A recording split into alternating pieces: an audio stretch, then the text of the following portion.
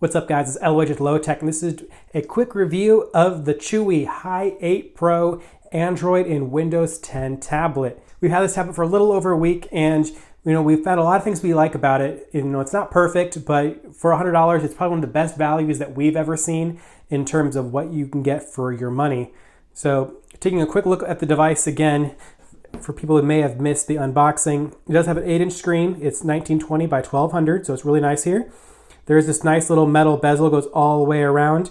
Not sure if it's steel or anything like that, but it does certainly look like steel. It's definitely not plastic. It does kind of add a little bit of protection against the edges. You don't think it's going to really break. So the build quality is pretty good from that respect. Although it is a little on the thick side for an Android tablet, it's probably okay for a Windows tablet. Single speaker, 2 cameras, and it does have USB Type-C here on the top. It does let you plug almost anything into it, and it's much better than having a USB mini. One of the great things, though, is that it does have its own HDMI or mini HDMI here, too. Having mini HDMI does let you power the device as well as put video out, which, since there's only one, the USB Type-C is also the charging port, as well as being the USB port. It does let you export the video to another monitor, so you could use this as a more standard desktop experience if you wanted to. And it is very similar inside to what you would get from a lot of ultra low power Intel sticks, very similar to what the Intel Compute Stick actually has inside of it. It's an Intel Atom X5 Z8300, so it does have a little bit of oomph in terms of tablets, at least on the Android side. We'll kind of get over what it goes for the Windows side. 2 gigabytes of RAM, 32 gigabytes of storage. So that those 32 gigabytes is actually broken up between Android and Windows. So you'll actually get 32 in each of them. You'll get roughly about 8 inside of Android and about 24 in Windows. Then most of that's taken up. So let's take a quick look at what the hard drive space is right now. Nothing's really installed in this device other than the Steam client to do some more testing in a couple little minor apps. No big benchmarks, tests like that. And as we can see, we do have only about a little less than 6 gigabytes left. So you are going to want to add in a micro SD card. There is a port right here on the back to add one in.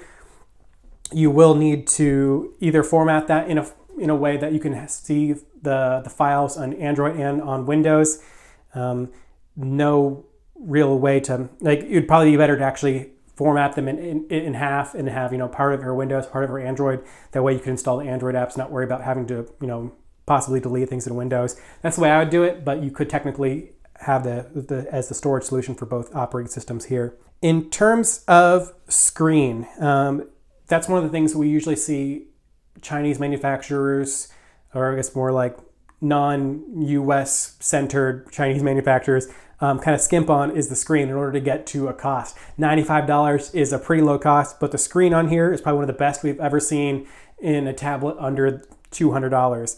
The only downside I would really say about the screen is that it doesn't get terribly bright. This is at max brightness right now. It's not blinding. It's definitely good enough for indoor use, but outside in the sun, you probably won't be able to use it very much. It is IPS, so the screen does not really change colors depending on your viewing angle, which is great in terms of small tablets. You don't have to worry about the field of view going out on you. It does suffer from some Ips Glow. The blacks do look a little bit like it's bleeding a little bit in the corners, but that's mostly just the way IPS actually works. Overall, it's actually working pretty well. The device does get pretty dark. If we can go here and turn the screen down, it does get pretty dark. Not the darkest I've ever seen, but overall, not too bad. This, again, is the brightest it will go. In terms of other visual elements, the cameras on this device are probably the weakest thing about the device. They say they're 720p. They say they're 1.9 megapixels in each side. They, in reality, more function like they would be if they were like VGA cameras. There is no sharpness to any of the details. I would not recommend this to be anybody who actually plans on using a lot of video chatting. It does not resolve a lot of detail in low light. You look like you're just a black figure. You can't even tell you where your eyes are if there's not a lot of light. So rare are some circumstances using that. In terms of performance, we actually are somewhat surprised on what this tablet is able to do, especially for the $95 price point. It isn't a powerhouse by any means, and very similar to what we said in the Click 10 review, this chipset, the Intel Atom, is not designed to run 1080p. It would have really been much better for it to run inside of something more like 1280 by 800, something a little more manageable for resolution. But it does do a pretty good job keeping up the basic tasks, and actually even better in some cases than the Click 10 actually did, even though their chipsets are about the same. We were able to do 1080p YouTube streaming. We were able to do Xbox streaming. The Steam streaming element, there is a downside. We did get some lag there. But one of the other downsides to this device, which kind of influences the streaming element, is that the wireless on here is only 2.4 gigahertz. There is no 5 gigahertz band, which is what was really recommended if you're going to do any kind of streaming. Obviously, there's no Ethernet port. We can't actually connect an Ethernet port unless you get an adapter through the USB. So you will be kind of stuck on that 2.4 gigahertz band, which is not as fast and doesn't have as much throughput. So that kind of contributes a little bit to the Steam streaming benchmarks, and does make things like downloads and stuff like that a little bit slower than they probably should be.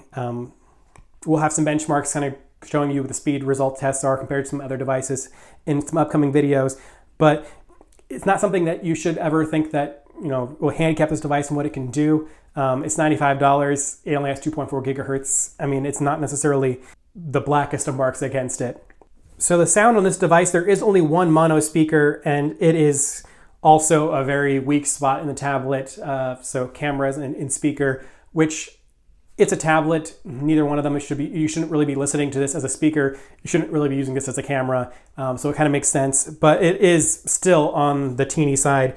All the way up, it's not anything that multiple people could enjoy, and it really, it's better for notification noises than anything else. Picking that up, spinning it around, there really isn't any good quality sound coming out of there to speak of. The Windows performance is probably what everybody would be expecting inside of an Atom device. Most things run pretty well, but it's really with the graphics that really hold this tablet back. You won't be able to play games. Most of the things outside of web browsing and more like light web browsing and playing videos, Windows is going to be pretty limited in what it can do graphically, especially at the native resolution of 1920 by 1200. However, the trick to this tablet is it can run full version of Android 5.1. And we actually can switch into Android, double clicking this button right here. There we go. Yes, and it'll switch. It might take a few seconds to switch, so I might cut the video as we get that loaded. But inside of Android, this is quite another story in terms of performance. For Windows, we're pretty underpowered. For Android, we are right in the meaty part of the curve. Performance is very similar to about a year or two ago high-powered devices. So you could play pretty much any game you wanted to play. All the apps should work, and you shouldn't have any issues with performance.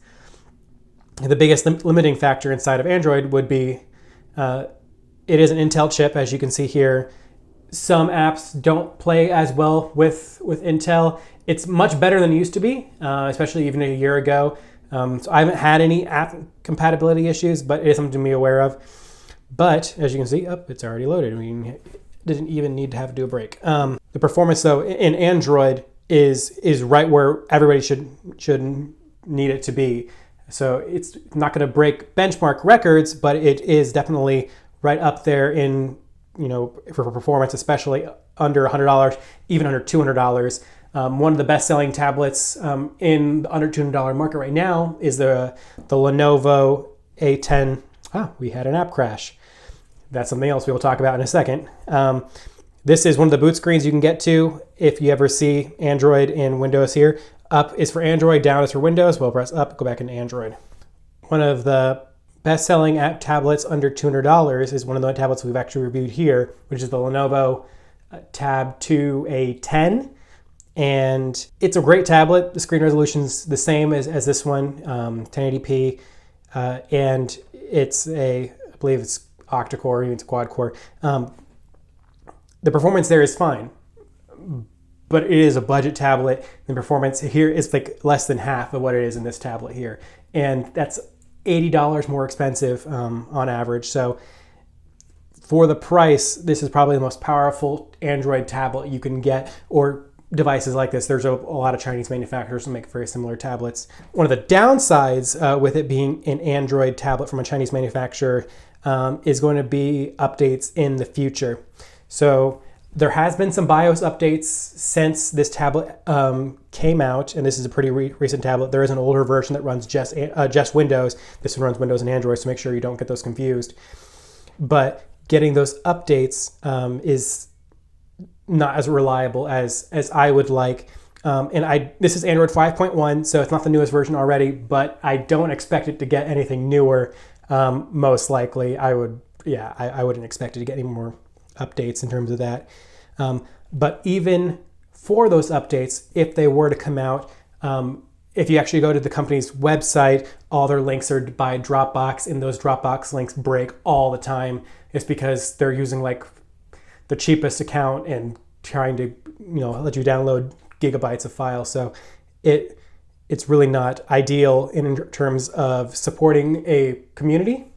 So unless this gets something like CyanogenMod or something like that, I wouldn't expect Android to get any better on this or get any ever newer versions. But that's not too bad because it is a 64-bit Android operating system, which is interesting because the Windows version is 32 bits and the Android version is 64. So you actually get a little bit more performance out of the processor inside of Android, as well as the DPI scaling and stuff like that being much better suited for the small screen inside of Android.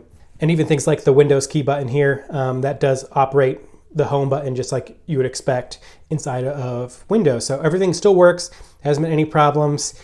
The downfalls are, the shortcomings of the device are still there. The cameras don't work that well inside of Android because they're just cheap cameras. The speaker doesn't work well in Android because it's just a cheap speaker. But in terms of getting performance and, having a very usable Android experience, it's there. But like I said, there are some quirks in the device. You saw the crash there. It's not necessarily a commonplace. And some people have had issues where the battery runs dead and you have to actually physically hold the power button off, trying to get the device to turn back on, recharge it, and stuff like that. So there are BIOS updates and they are coming out, but it's not a very good experience. So I would not give this a tablet to anybody who is not familiar with operating Android devices and also updating them on the side using bootloaders and things like that, or especially putting raw files onto the device and having it reflash the firmware and stuff like that. So it's definitely more on the hardcore side. But then again, since you're never going to see this in a Best Buy, you aren't going to see this in a Walmart. Only people who are probably watching this video or who actually know where to look at this device. I bought it on Geek Buying. The link is in the description if you want to get it yourself. Aren't going to actually, nobody else is going to get it outside people in the know. So if you're interested in this tablet, go ahead, get it inside of Android. It's awesome. And for the $1 inside of Windows, it's still a really good value, especially since you can run Xbox off of it. But it is a small screen inside of Windows. Windows is not necessarily designed for small screens where Android is. If this was a Windows only device, I would probably give this maybe a 6 or a 7, just because the performance for Windows is not necessarily there, especially it's not an 8-inch screen. It's not really a very usable Windows tablet. However, for having a limited use of Windows, for certain key specifications, and adding that on top of what you can get inside of Android device by itself, I would say it's an 8. Adding together, it's probably somewhere around a 9, especially for under $100. This is probably one of the best things you can get. So if you're okay with the downsides, if you're okay with having only 2.4 gigahertz Wi-Fi, if you're okay with only having 2 gigabytes of RAM inside of Windows and 32 gigabytes split between the two operating systems, if you're okay with possibly never getting any more Android operating system updates, Windows will keep getting updates because it's run by Microsoft, so that's fine. But Android was most likely only going to be what this is as it is now. You aren't going to get anything better. And you're okay with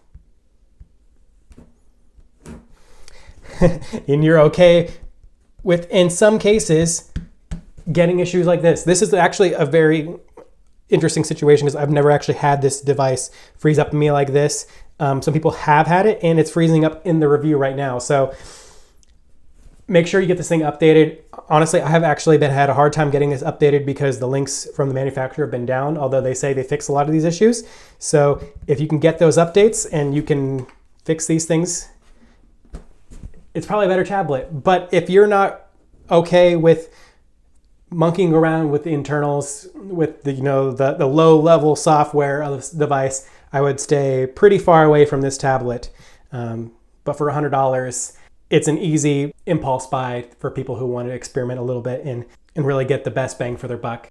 We are going to be hanging around to this tablet for the next little while at least. So if you have any questions, want to see us test anything, to see if your favorite game, app, program, whatever works inside of Android or inside of Windows, let us know. We would be happy to test it out there for you if we can. Thanks for watching, guys. This is LOH Low Tech, and this has been a quick review of the CHUWI Hi8 Pro Android and Windows tablet. What can you get for $100? Subscribe.